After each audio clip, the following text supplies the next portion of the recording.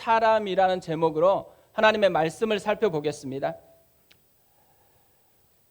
저는 대학 시절에 꿈이 선교사가 되는 것이었습니다. 그러다가 저의 꿈의 방향이 바뀌는 일이 있었습니다. 대학 4학년 2학기에 CCC 학생 채플에서 교회로 옮기게 되었습니다. 신촌에 있는 역사가 있는 교회였습니다. 한국 교회사에도 나오는 존경받는 목사님이 개척을 했습니다. 그때에도 좋은 목사님이 담임 목회를 하셨습니다. 그리고 크게 성장을 해서 이미 몇천 명이 모이는 대형 교회가 되었습니다. 청년부에 들어가서 이제 청년 공동체와 함께 하게 됐습니다. 그런데 교회에서 자라나는 아이들하고 제가 굉장히 뭔가 다르다라는 느낌이 드는 것입니다. 신앙생활 대부분이 다르게 느껴지는 것입니다. 그러다가 너무 충격적인 일을 경험을 하게 됐습니다. 한 번은 청년부 담당하시는 목사님께서 설교하시면서 여호수아처럼 하나님을 따를 것인지 세상을 따를 것인지를 선택해야 한다는 도전을 했습니다. 예배가 끝나자마자 임원도 아닌데 한 선배가 앞으로 나오더니만 임시총회를 하겠다라는 것입니다. 그러더니만 저런 목사하고는 같이 예배를 드릴 수 없다고 예배 보이콧을 하자라는 것입니다. 그 다음 주가 됐습니다. 50명 이상이 이 예배 보이콧 운동에 동참을 하는 것입니다. 예배 시간이 됐는데 예배당에 들어오지는 않고 교회 마당에서 이 50명 이상이 모여서 예배 거부 운동을 하는 것입니다. 대부분 아이들이요, 어머니 뱃속에서부터 교회를 다녔던 아이들입니다. 교회에서 자랐고 교회가 자기들의 놀이터였고 또 교회에서 열심히 봉사를 했습니다. 교사도 하고 뭐 곳곳에서 열심히 봉사하는 그런 청년들이었거든요. 당연히 부모님은 장로이기도 하고 또 권사들이 대부분이었습니다. 겉으로 보기에는요, 아무 문제가 없어 보였던 아이들이거든요. 그런데 이 아이들에게 하나님을 두려워하는 마음이 없는 것입니다. 예배를 무시하고 자기 마음대로 교회가 흘러가기를 원하는 것이죠. 처음에는 저는 너무 황당했습니다. 몇 주간이 계속 이 모습이 흘러가니까요, 마음에 분노가 일어나는 거예요. 뭐 저런 녀석들이 다 있지, 이런 마음속에 막 분노가 일어나고 있는데 갑자기 하나님께서 제 마음에 속삭이는 것이에요. 교회가 바로 너의 선교지다. 그러면서 저 아이들이 교회를 다니지만 예수님을 만나지 못해서 그런 것뿐이다라는 거예요. 그런데 그런 아이들이 많다라는 거죠. 그래서 제가 그런 아이들에게 복음을 전했으면 좋겠다라고 이야기를 하는 것입니다. 그날 제 꿈의 방향이 바뀌었습니다. 해외 선교에서 교회 선교로 바뀌었습니다. 그리고 목회자가 되었죠. 그때부터요, 제 마음에 진짜 중요하다고 여기는 말씀이 생겨났습니다. 마태복음 7장 22절 23절 말씀입니다. 우리 같이 한번 읽어보겠습니다. 같이 읽습니다. 그 날에 많은 사람이 나더러 이르되 주여 주여 우리가 주의 이름으로 선지자 노릇하며 주의 이름으로 귀신을 쫓아내며 주의 이름으로 많은 권능을 행하지 아니하였나이까 하리니 그때에 내가 그들에게 밝히 말하되 내가 너희를 도무지 알지 못하니 불법을 행하는 자들아 내게서 떠나가라 하리라. 이들이 마지막 심판대 앞에 섰잖아요. 그런데 따지는 거예요. 주여 주여 하면서 따지고 있습니다. 이들이 왜 따지고 있을까요? 열심히 했다라는 거죠. 저는 교회 사역을 하면서요, 다들 열심히 한다라는 것을 봤습니다. 문제는 바른 길로 열심히 달려가고 있느냐인 거죠. 한국 교회의 신앙생활을 하는 모습을 보면요, 자꾸 이 말씀이 생각이 나요. 마치 길이 아닌데 그냥 열심히만 달리고 있는 것 같다라는 생각을 하게 되어집니다. 사실 제가 한국 교회를 고민하는 그런 수준에 있지 않습니다. 저에게 가장 중요한 것은 한국 교회가 아니고 우리 교회예요. 우리 교회에서 함께 신앙생활하는 모든 지체들입니다. 감사하게도요, 우리 교회에는 정말 좋은 분들을 하나님이 보내주셨습니다. 그래서 교회가 시작되면서부터 이곳저곳에서 이름 없이 빚도 없이 자기를 드러내지 않고 섬겨주셔서 여기까지 우리가 건강하게 올 수가 있었습니다. 그럼에도 불구하고요, 계속 고민이 되어져요. 우리 교회는 바른 길로 가고 있을까?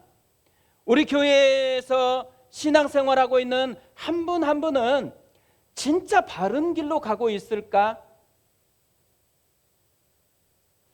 길을 잃으면 처음 자리로 돌아가라는 말이 있잖아요.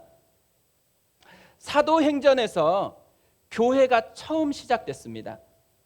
사도행전이 교회의 처음 자리라는 말이죠. 사도행전에서 그리스도인이라는 말이 처음 시작됐습니다. 그리스도인의 신앙생활의 처음 자리가 사도행전이라는 말인 거죠. 오늘부터 사도행전을 살펴보려고 합니다. 이 사도행전을 살펴보면서 간절히 사모하는 것이 한 가지가 있습니다. 우리가 사도행전을 공부하자라는 게 아니라는 거예요.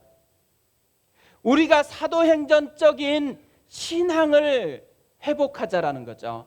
우리 교회가 사도행전적인 교회가 되었으면 좋겠다라는 것입니다. 오늘은 첫 시간이거든요. 1절과 2절이 이렇게 시작을 합니다. 데오빌로여, 내가 먼저 쓴 글에는 무릇 예수께서 행하시며 가르치시기를 시작하신부터 그가 택하신 사도들에게 성령으로 명하시고 승천하신 날까지의 일을 기록하였노라. 데오빌로여로 시작을 합니다. 그러니까 사도행전은 편지라는 말이죠. 논문이 아니에요. 소설도 아니고 수필집도 아닙니다.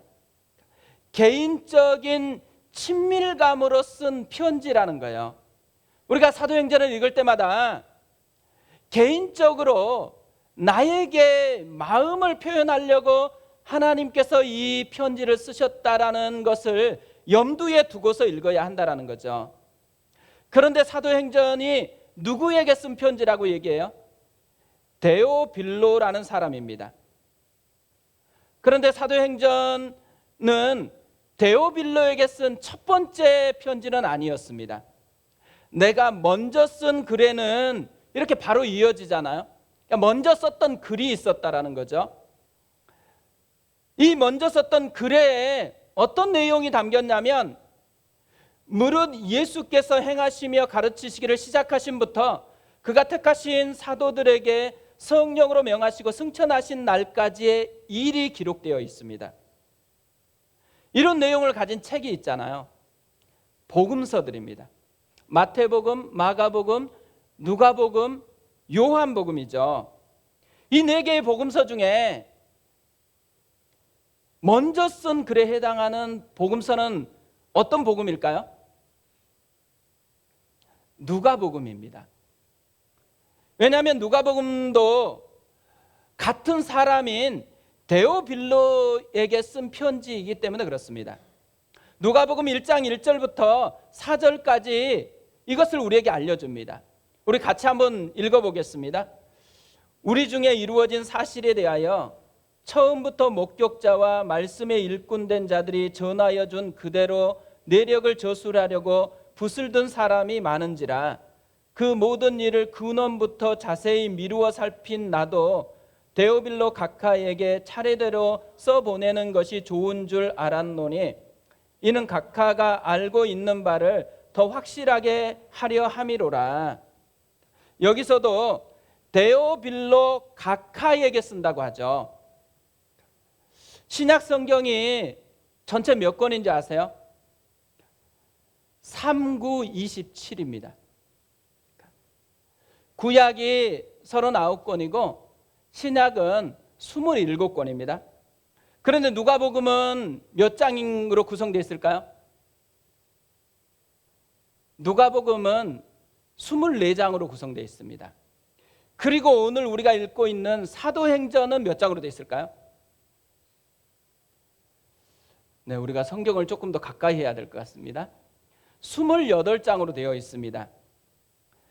그러면 신약 성경은 전체 몇 절로 구성되어 있을까요? 260절로 구성이 되어 있습니다. 그러면 신약 성경의 5분의 1 분량을 데오빌로라는 한 사람에게 쓰고 있다라는 거죠. 이 데오빌로가 어떤 사람이기에 이렇게 많은 분량을 써서 하나님의 사랑에 대해서 알려주고 싶어 하신 걸까요? 이 데오빌로라는 말은 두 단어가 합성이 된 말입니다. 하나님을 뜻하는 헬라어 데오스하고 사랑 또는 친구라는 의미의 휠로스가 합쳐져서 생긴 말이에요. 합치면은 하나님을 사랑하는 사람, 하나님의 사랑을 받은 사람, 하나님의 친구, 이런 의미입니다. 사도행전이 꿈꾸는 신앙인의 모습이 어떤 모습인가를 우리에게 보여주는 거야. 하나님을 사랑하는 사람이라는 거예요. 그냥 교회 다니는 사람이 아니고 하나님을 사랑했으면 좋겠다라는 거죠. 열심히 봉사하는 게 아니고 하나님을 좀 사랑했으면 좋겠다라는 이 마음이 사도행전에 담겨 있는 마음이라는 거죠. 우리가 직장 생활할 때요, 그리스도인이 되어서 힘든 때가 있더라고요. 대표적인 게 회식할 때입니다. 술 문화 때문에 굉장히 그리스도인들이 힘들어 하잖아요. 나는 힘들지도 않는데 그럼 그리스도인인지 다시 한번 고민을 해봐야 되는 것 같습니다. 저도 직장에 들어갈 때 면접을 보는데요, 한 분이 이렇게 질문하더라고요.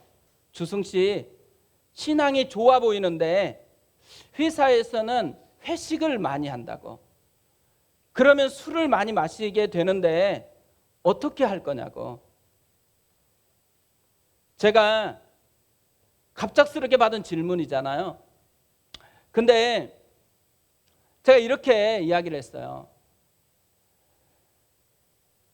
모든 사람이 술을 마셔버리면 뒷정리는 누가 하냐고. 그래서 저는 뒷정리를 잘 할 수 있다고. 그래서 저는 참여해서 즐겁게 이야기하고 뒷정리하는 일을 맡겠다라고. 그래서 합격을 했어요. 그래서 회사 생활을 했거든요. 근데 회식 시간이 돌아왔어요. 회식은 이퀄 술이더라고요. 다른 게 없어요. 다 술을 마시려고 합니다. 제가 있는데 한 분이 술잔을 건네고 술을 따라주려고 하는 거예요. 저는 술을 마시지 않습니다. 사이다를 먹겠습니다. 말을 했습니다. 그러자마자 좀 짜증이 섞인 표정을 지으면서 왜 사이다야? 물었어요. 뭐라고 대답해요? 교회 다녀서요. 그렇다면 옆에 있는 분이 나 교회 집사야 이렇게 얘기하는 거예요. 교회 다니는 것으로는 이 문제가 해결이 안 되더라고요. 근데 더 큰 심각한 분이 계셨어요. 저희 회사에서는 목사님 따님이 있었어요.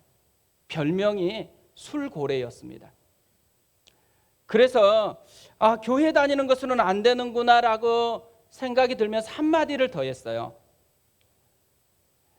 제가 예수님을 사랑해서 술을 마실 수 없습니다. 분위기가 어떻겠어요? 아주 좋아졌습니다. 그 말은요, 제가 이 술을 마시는 것을 모면하기 위해서 한 말은 아니에요. 정말 그렇게 되고 싶어서 한 말입니다. 저는 예수님을 정말 사랑하고 싶었어요. 그것이 직장 생활이든 어디든지 상관없이 예수님을 정말 사랑하고 싶더라고요. 그리고 지금도 마찬가지라고 생각합니다. 지금도 예수님을 정말 사랑하고 싶어요. 저는 우리 교회 성도님들이 다 그랬으면 좋겠습니다. 이 시대에 데오빌로, 하나님을 사랑하는 사람으로 하나님 앞에 나아갔으면 좋겠습니다. 그냥 교회 열심히 다니고 봉사 열심히 하는 게 아닙니다. 하나님을 사랑했으면 좋겠습니다. 그래서 우리의 이름 앞에 데오빌로 누구누구라는 그런 별명이 우리 가운데 붙어졌으면 좋겠습니다. 사실 이 데오빌로는 본명은 아닌 것 같습니다. 주변에서 누군가 붙여줬겠죠? 아니면 누가가 편지를 쓰면서 이분을 데오빌로라고 그렇게 이름을 붙인 것 같습니다. 왜 사람들이 이 사람을 보면서 데오빌로라는 이름을 붙였을까요? 아니면 누가는 이 사람의 어떤 면을 보면서 데오빌로라는 이런 좋은 이름을 붙였을까요? 분명히 이 사람은 하나님을 사랑하는 사람이었던 거잖아요. 그런데 이 사람 가운데는 하나님을 사랑하는 모습이 무엇인가를 보여주고 있는 게 있었다라는 거죠. 저는 오늘 말씀을 묵상하다가요, 하나님을 사랑하는 게 뭔지를 이 데오빌로를 통해서 좀 배우게 됐습니다. 하나님을 사랑한다라는 거, 그것은요, 세상의 성공보다 예수님을 더 중요하게 여기는 것입니다. 사랑하면 어떤 일이 일어나는지를 정말 잘 보여주는 성경 구절이 있거든요. 아가서 2장 2절과 3절 말씀입니다. 우리 같이 한번 읽어볼게요. 같이 읽습니다. 여자들 중에 내 사랑은 가시나무 가운데 백합화 같도다. 남자들 중에 나의 사랑하는 자는 숲풀 가운데 사과나무 같구나. 그러니까 술람미 여인하고 솔로몬이 사랑에 빠졌습니다. 남자가 사랑에 빠지니까요, 수많은 여자들이 있는데 다 가시나무처럼 느껴져요. 그리고 오직 그가 사랑하는 그녀만 백합화로 보인다라는 거예요. 이 술람미 여인이 사랑에 빠지다 보니까요, 세상에 얼마나 남자들이 많아요. 그런데 이 모든 남자들은 잡초처럼 보이는 거예요. 그리고 오직 그 남자만 사과나무처럼 풍성하게 보인다라는 거죠. 우리 옆에 부부들이 있으면 한번 보실래요? 가시나무처럼 보이세요? 백합화처럼 보이세요? 사랑에 빠지게 되어졌다. 사랑이 시작이 되어지면요, 중요하게 여기는 것이 달라진다라는 거죠. 데오빌로가 그랬다라는 것이에요. 누가복음에서는 데오빌로를 데오빌로 각하라고 이야기를 합니다. 우리말로 각하라고 할 때 아무에게나 붙이는 호칭이 아니잖아요. 헬라어로 크라티스토스라는 말인데 가장 고귀한 사람, 이런 의미가 있습니다. 당시 로마 제국에서 총독 이상의 고위 관리에게만 쓰이던 호칭이었다고 합니다. 신약 성경에서도요, 데오빌로 외에 벨릭스 총독하고 베스토 총독에게 각하라고 붙였습니다. 그런데 또 한 명의 총독이 있어요. 빌라도가 있죠. 그러니까 빌라도도 총독인데 각하라는 호칭을 한 번도 붙인 적이 없어요. 왜 그랬을까요? 예수님을 십자가에 죽도록 그렇게 허용했기 때문에 존경할 수가 없다라는 것이죠. 로마 시대에 한 지역을 다스리는 이런 총리가 된다라는 거, 엄청난 성공을 한 거잖아요. 아무나 될 수 있는 자리도 아니에요. 모든 것을 걸었던 사람들이 차지할 수 있는 자리죠. 적어도 데오빌로는 세상의 성공을 추구했던 사람이었다라는 거죠. 성공하기 위해서 치열하게 살았던 사람입니다. 그래서 각하라는 이 직위까지 올라갈 수 있었다라는 거예요. 그런데 이런 데오빌로가 새로운 이름을 얻게 된 거잖아요. 각하라는 이 말하고 데오빌로라는 이 말은 좀 어울리지 않는 것 같아요. 각하는 로마 황제를 주로 삼는 사람이거든요. 데오빌로는 예수님을 주로 삼는 사람입니다. 주인을 바꿨다라는 거죠. 주인을 바꾼다라는 것은 지금까지 추구해서 성취했던 모든 성공을 한순간에 잃어버릴 수 있게 된다라는 의미를 가지고 있잖아요. 사도행전은 바울이 로마 감옥에 있었을 때 쓰여진 그런 편지거든요. 바울이 왜 로마 감옥에 갇히게 됐을까요? 로마 황제 외에 다른 주를 섬겼기 때문에 그렇습니다. 이런 분위기인데도 예수 그리스도를 주로 그렇게 삼아버렸다라는 거죠. 세상의 성공보다는 예수님을 더 중요하게 여기는 사람이 됐다라는 거죠. 어떻게 하면 이런 변화를 얻어낼 수가 있을까요? 데오빌로가 굉장히 대단해서 이런 변화를 맛볼 수 있었을까요?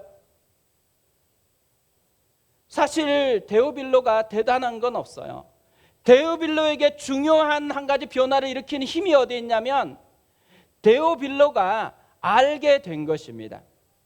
예수님의 이야기를 통해서 이전에는 알지 못했던 하나님의 사랑을 알게 되었다라는 거죠. 요한일서 4장 10절에서는 이렇게 말씀을 합니다. 사랑은 여기 있으니 우리가 하나님을 사랑한 것이 아니요 하나님이 우리를 사랑하사 우리 죄를 속하기 위하여 화목제물로 그 아들을 보내셨음이라. 사랑하는 자들아 하나님이 이같이 우리를 사랑하셨은즉 우리도 서로 사랑하는 것이 마땅하도다. 이게 데오빌로에게 일어난 일이라는 거죠. 데오빌로 곁에 누군가가 복음을 전해줬어요. 이 복음을 통해서 하나님의 사랑을 알게 되었다라는 것이죠. 누군가가 아니면 누가가 이 편지를 통해서 예수님의 사랑이 무엇인지를 알려준 거잖아요. 그래서 하나님이 이같이 우리를 사랑하셨은즉 우리도 서로 사랑하는 것이 마땅하도다라는 이 변화의 역사가 데오빌로 가운데 일어났다라는 것입니다.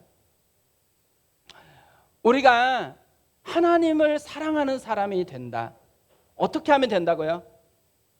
뭔가 열심히 애써서 하는 것이 아니에요. 아는 것입니다.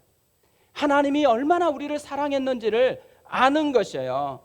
말씀을 통해서 하나님의 사랑을 깨닫기 시작하는 그 순간에 우리의 마음 가운데 하나님을 사랑하고 싶은 그 마음이 일어난다라는 거죠. 저는 이런 데오빌로를 묵상하는데요, 한 제자가 생각이 났습니다. 청년 사역을 할 때 만났던 제자이거든요. 어느 날 예배를 교회에서 설교를 하다가 이중장부를 기록하면 안 된다라는 이 설교를 했던 것 같아요. 이 친구가 회사에서 회계를 담당하고 있었습니다. 그리고 그 회사는 기독교 회사였습니다. 그래서 사장님께 가서 이중장부를 기록하지 않았으면 좋겠다라는 그런 이야기를 했습니다. 이 친구가 어떻게 됐을까요? 그날 잘렸습니다. 이 소식을 제가 들었거든요. 그게 되게 부담스러워졌어요. 설교 한번 듣고 회사에서 잘렸다 그러니까 이게 회사 들어가는 것이 쉽지 않는 거잖아요. 그래서 위로하려고 이 친구를 만났거든요. 근데 제가 보니까 표정이 제가 생각하는 표정이 아니에요. 만나자마자 너무 기쁘대요. 그리고 너무 감사하대요. 하나님의 기쁨이 뭔지를 느낀다라는 거죠. 제가 생각했던 것과는 전혀 달라서요. 제가 위로하러 갔다가 오히려 위로를 받고 왔습니다. 근데 이 친구의 모습을 통해서 제가 그날 배우게 된 게 있어요. 하나님을 사랑하는 것은 엄청난 기쁨을 누리는 거라는 것을 배웠습니다. 데오빌로가 그렇게 추구했던 세상의 성공을 버린 거잖아요. 그 모습만 보니까 우리는 진짜 대단하다, 엄청난 희생을 한 것 같다, 이런 생각이 드는데요. 사실은 반대라는 거예요. 데오빌로가 지금 엄청난 하나님이 주시는 기쁨을 누리고 있다는 거죠. 세상이 주는 쾌락이 아니라 하나님이 주시는 진정한 하늘의 기쁨을 누리고 있다는 거죠. 그것이 하나님을 사랑하는 사람에게 주어지는 축복이라는 거죠. 하나님을 사랑한다는 것은요, 머무는 것이 아니고 성숙해지는 것이라는 말입니다. 누가복음이 데오빌로에게 먼저 쓴 편지거든요. 사도행전은 어느 정도 시간이 흘러서 쓴 두 번째 편지입니다. 아주 많은 시간은 흐르지 않았어요. 그런데 누가복음하고 사도행전을 보면 뚜렷하게 차이가 있죠.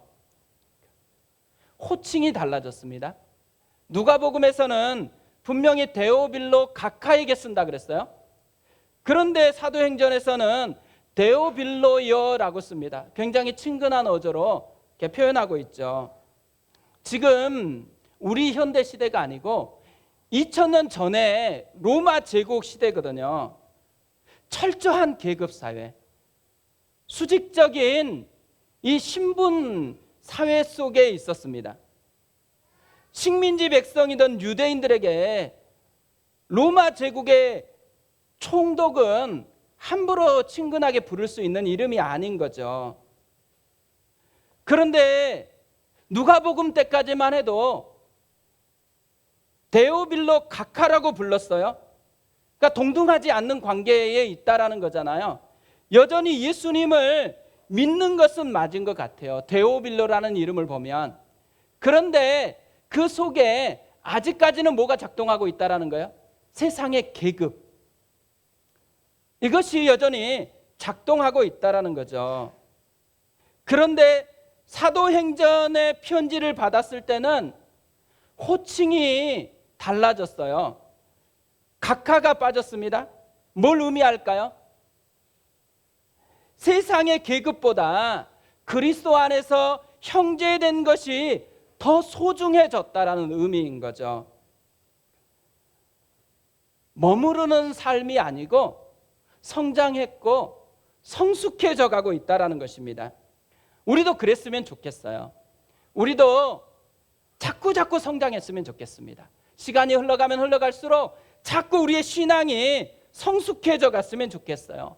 세상에 냄새가 났던 인생인데 예수님을 자꾸 닮아가다 보니까 그리스도의 향기가 나는 인생으로 바뀌어져 갔으면 좋겠습니다.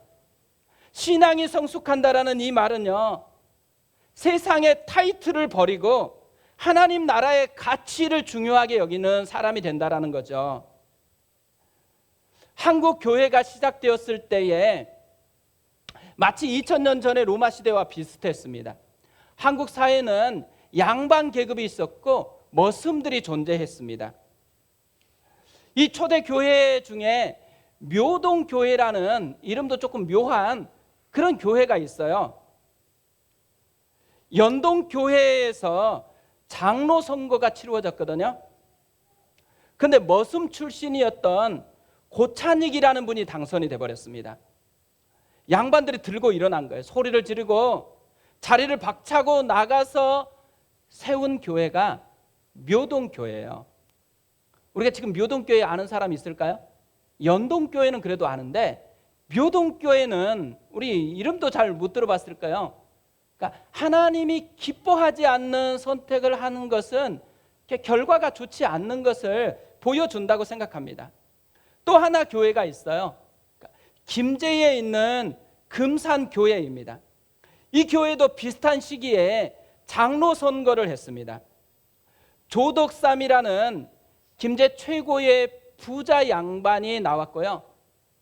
또 한 명 그 집의 머슴이었던 이자익이라는 사람이 선거에 나왔습니다. 대부분 사람들은 당연히 조덕삼이 장로가 될 거라고 여겼습니다. 그런데 머슴인 이자익이 장로로 당선이 돼버렸어요. 여기저기 사람들이 술렁거리기 시작한 거예요. 이제 우리 교회는 다 끝났다. 제일 돈 많이 주고 그 교회 터도 기부한 분이 떨어졌으니까요. 술렁거리고 있을 이때에 조덕삼 씨가 일어나가지고 이런 이야기를 했습니다. 우리 금산교회는 참으로 훌륭한 일을 해냈습니다. 저희 집에서 일하고 있는 이자익 영수는 저보다 신앙의 열의가 대단합니다. 참으로 감사합니다. 나는 하나님의 뜻을 겸허히 받아들여 이자익 장로를 잘 받들고 더욱 교회를 잘 섬기겠습니다. 이분이 말로만 그런 게 아니에요. 진짜 그렇게 했습니다. 나중에는 이 조덕삼 씨도 장로가 됐습니다.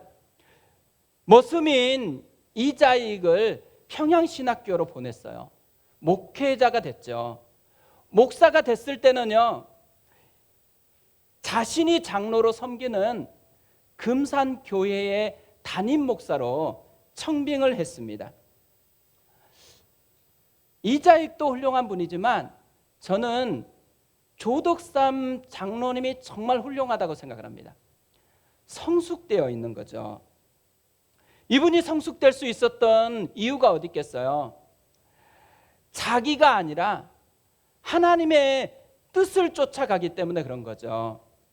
세상의 기준을 따르는 게 아니고 하나님의 말씀을 붙들고 따라가고 있기 때문에 그런 거죠.